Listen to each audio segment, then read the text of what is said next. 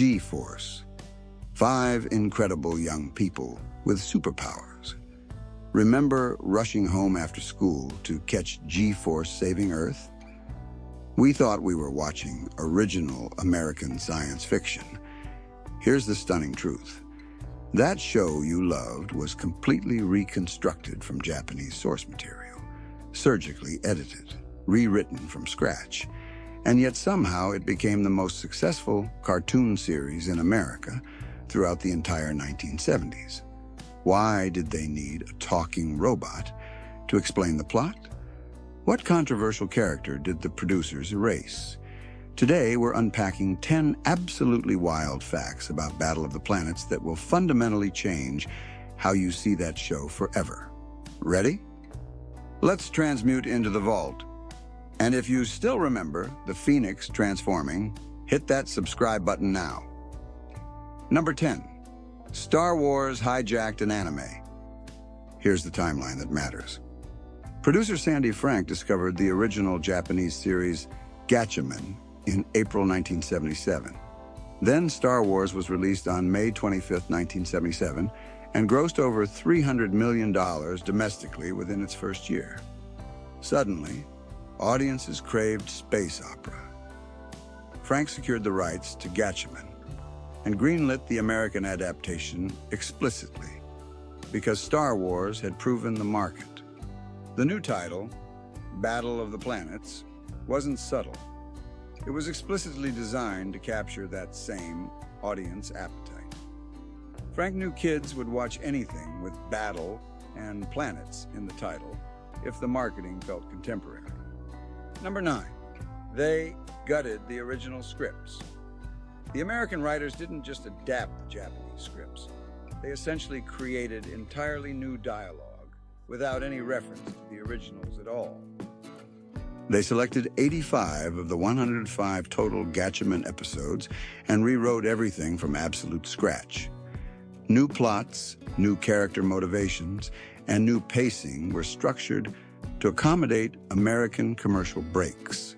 In some cases, the new dialogue had nothing to do with what the animation actually showed on screen, creating intentional narrative misdirection. It wasn't adaptation in the traditional sense. It was demolition and complete architectural reconstruction. Did you ever notice the dialogue didn't match the animation? Share an episode you thought was weird. Number 8.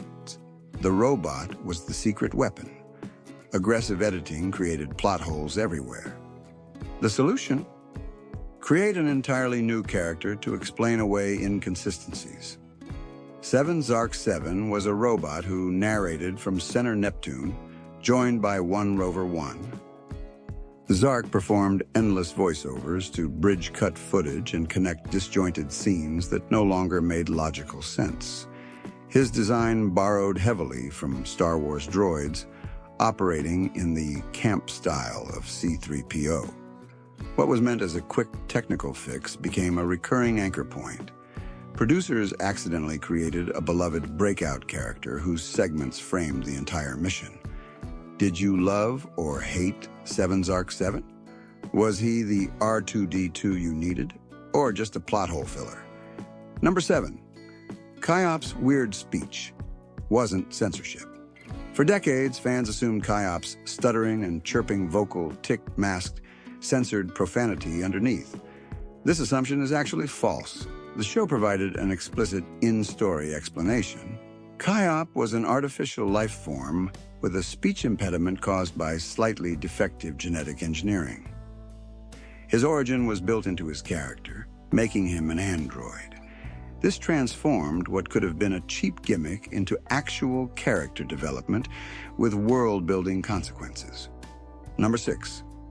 A gender-bending villain got erased.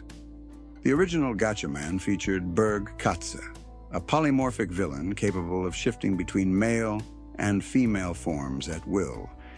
This gender identity was central to his character in Japan. American censors and producers deemed this concept too controversial and conceptually confusing for 1978 American audiences. Their solution was drastic. splitting the character into two separate entities. Zultar became the masked commander, and Katz's female form was reintroduced as Zultar's sister, Malalatro, an anagram of Zoltar. This change removed a major layer of psychological complexity from the primary antagonist. Do you think American audiences in 1978 could have handled the original Berg Katze character, or was the change necessary? Number 5.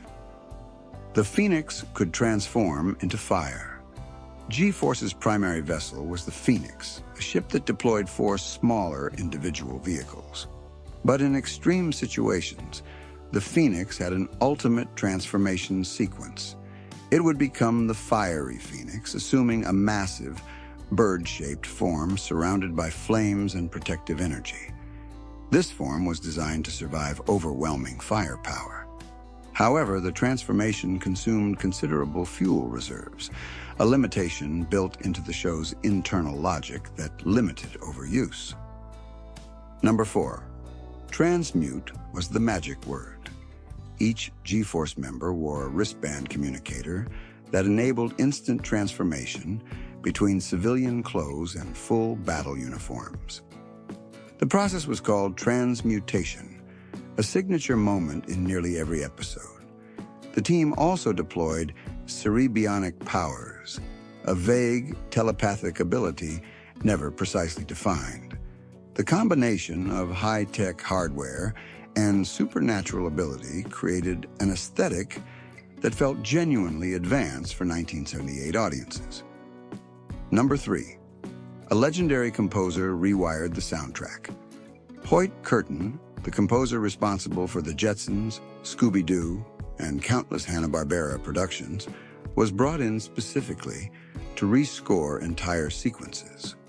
Curtin replaced the original slow Japanese musical cues with orchestral arrangements designed for American television pacing and commercial structure. His contributions created urgency and tension where the original score had conveyed calm. This musical upgrade elevated the entire package and made it feel much more expensive than its aggressive editing suggested. Number 2. It became the biggest anime nobody knew was anime. By 1979, Battle of the Planets aired on 100 network affiliates nationwide. The viewership was enormous. Historians and critics would later call it the most successful anime series in the United States during the 1970s.